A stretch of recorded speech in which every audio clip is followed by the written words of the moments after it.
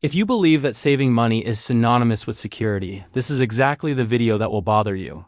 Because the biggest financial mistake of the next 18 months will not be to invest badly. It will be not acting. Millions of people are stuck with the same comfortable idea. Keep, wait, observe. They call it prudence. But in practice, it is paralysis disguised as intelligence. While you save, the system changes. While you wait, money loses function. While you trust in the past, the future has already closed the door.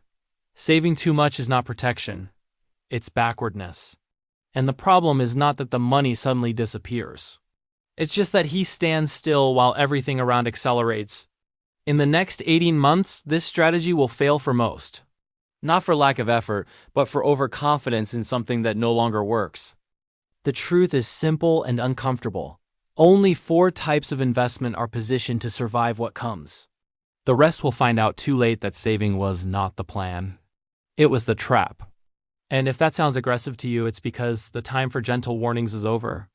The silent mistake of those who save too much. If you save money with the feeling of protecting yourself, it is very likely that you are making the most common mistake of this cycle.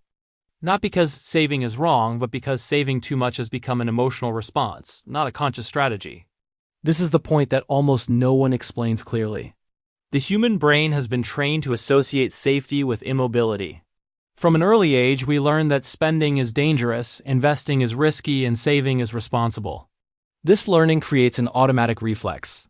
In the face of uncertainty, the person retreats and accumulates. The problem is that this reflex works only when the environment is stable. When the environment changes quickly, the same behavior starts to generate exposure, not protection.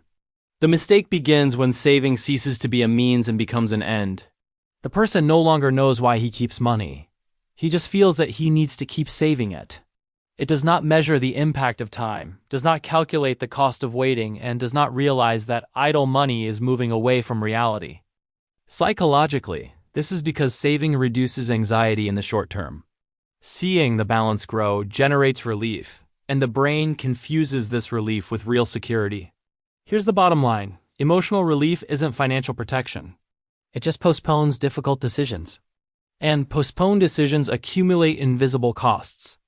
Those who save too much often repeat phrases such as "now is not the time," "I'll wait for it to lighten," or "I'd rather not risk it." These phrases are not born of analysis. They are born of the fear of making mistakes. And the fear of making mistakes creates a paradox. In order not to make mistakes, the person does not decide. By not deciding, she positions herself badly. Saving too much also creates an illusion of control. The idle money seems obedient. It doesn't wobble, it doesn't scare, and it doesn't demand attention. This generates the feeling that everything is under control, when, in practice, control has been handed over to time and the system. While you wait, the environment changes without asking permission. Another silent mistake is to believe that financial discipline, by itself, guarantees a future. Discipline is important, but it only works when it is aligned with the context. Being disciplined in a game that has changed the rules does not generate advantage, it generates delay. Many financially responsible people are about to discover that. Following all the old rules doesn't protect them from a new system. There is also the identity factor. For those who have spent years saving, fiddling with that money seems emotionally burdensome. It represents sacrifice, renunciation, and effort. Using it differently seems almost like an existential risk, not a financial one.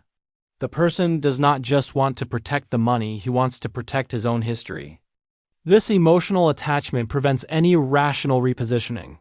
Excess savings create another problem that is little talked about, the loss of timing.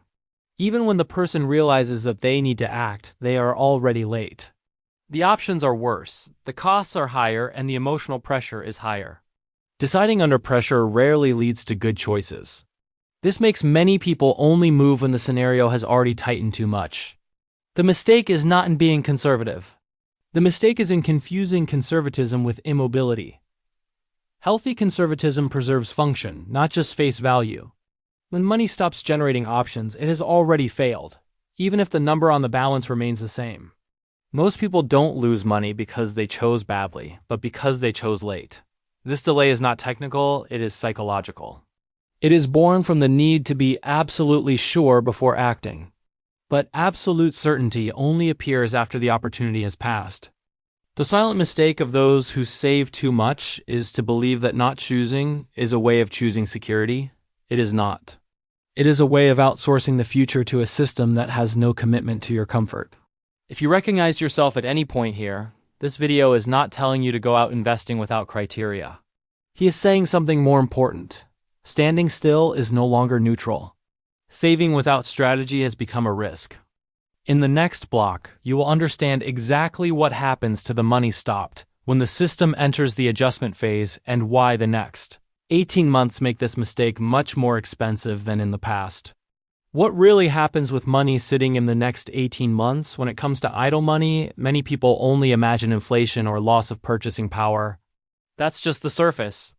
What actually happens in the next 18 months is deeper and more dangerous, because it involves loss of choice, loss of useful time, and loss of position.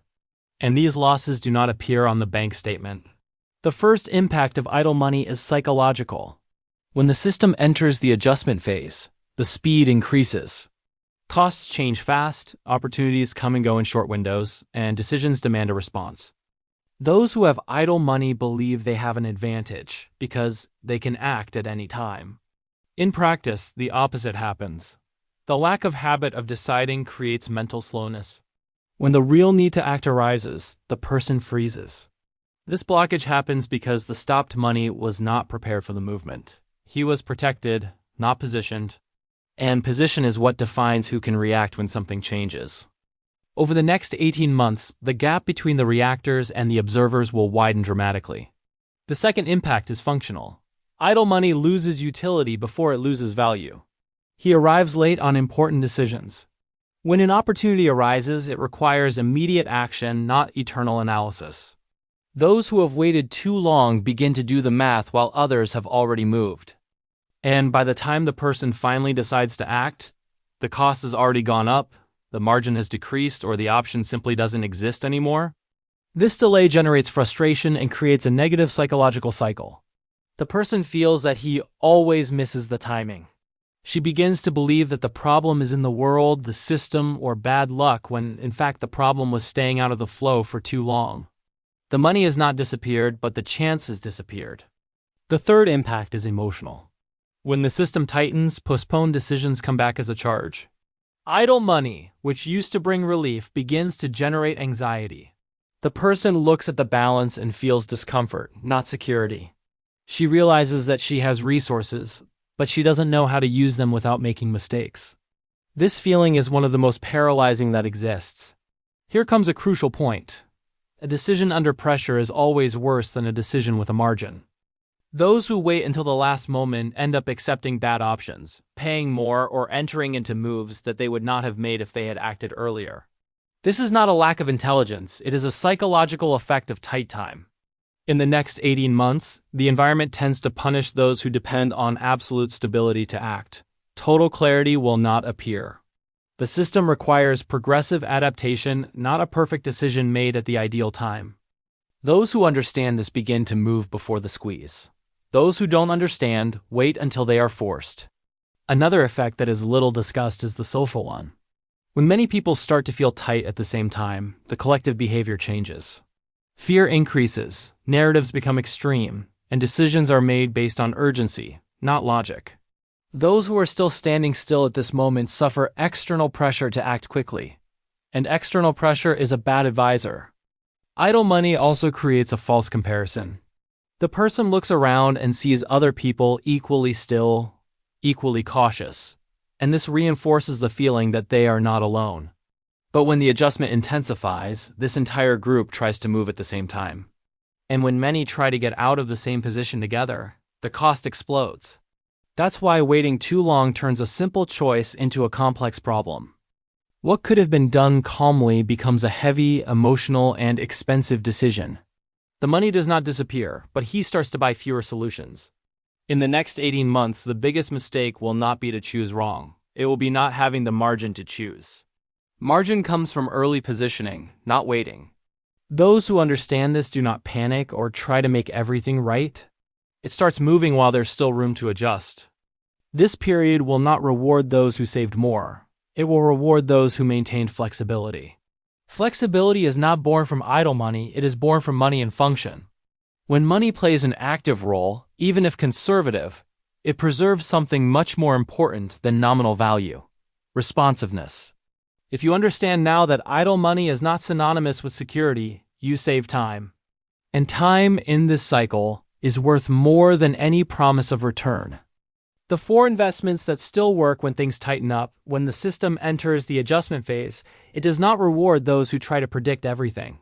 It rewards those who choose function instead of promise. That is why, in periods such as the one projected for the next 18 months, almost everything loses efficiency at the same time, while only a few types of investments continue to work.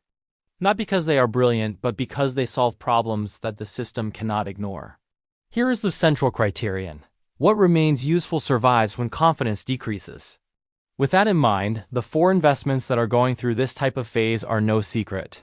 But most fail to see them because they still think about maximum return, not strategic survival. The first type is investment that preserves value regardless of narrative. It does not depend on accelerated growth, abundant credit, or collective euphoria. It exists because it represents real scarcity and widespread acceptance. When the environment becomes unstable, the system anchors itself in what cannot be manufactured quickly or inflated by speech. People don't need to believe in this type of asset for it to work. It works because it continues to be a reference when the rest becomes a bet. Those who ignore this are usually looking for excitement, not protection. The second type is investment based on recurring flow.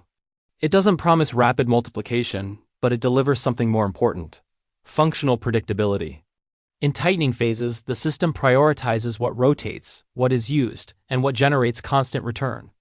This type of investment keeps money moving even if growth is modest. And movement, in this context, is survival. Those who despise flow are usually focused on future appreciation, forgetting that the future takes a toll when the present is not sustainable. The third type is adaptive investing. It is not rigid, does not depend on a single condition to function, and can change shape as the environment requires. In moments of transition, rigidity becomes fragility. The system penalizes structures that only work in perfect scenarios. Adaptive investing doesn't have to be the safest or most profitable, it needs to be flexible.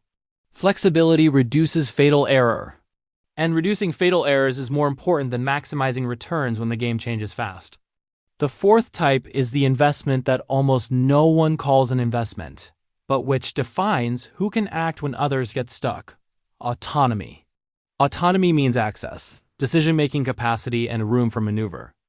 People underestimate this because it doesn't show up clearly in the balance. But when the system tightens, the winner is the one who can decide quickly without compromising everything. Those who have autonomy do not have to accept the first bad option that appears, do not act out of desperation, and are not held hostage to a single path. These 4 types survive because they fulfill basic functions of the system: preservation, flow, adaptation, and decision. The mistake of most is to try to protect everything at the same time, or worse, to try to wait for total clarity before acting. This creates paralysis. And paralysis in this cycle is automatic punishment. Another common mistake is to confuse these investments with betting. They are not bets. They don't require genius or perfect timing. They only require that the person accept that the money needs to work with the system, not against it. Those who expect to win very quickly usually lose position. Those who seek only emotional protection waste time. Here comes the decisive factor: the 18 months. This is not a dramatic number, it is a functional interval. It is the period in which adjustments are no longer invisible and begin to impact everyday choices. Those who wait until they feel pain begin to act under pressure. And acting under pressure almost always leads to bad decisions. The goal is not to get everything right, it's not to stay out of the game. Those who take an early position can make small mistakes and correct them.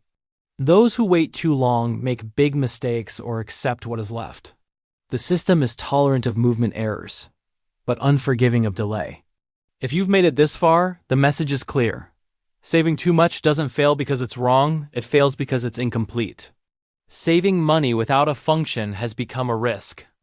The 4 investments that survive do not promise immediate emotional comfort, but deliver something rarer: continuity. The next cycle will not separate those who were more disciplined from those who were irresponsible. It will separate those who understood the change from those who insisted on the old model. And this separation does not happen all at once, it happens in silence. Those who understand this now gain time, margin, and choices.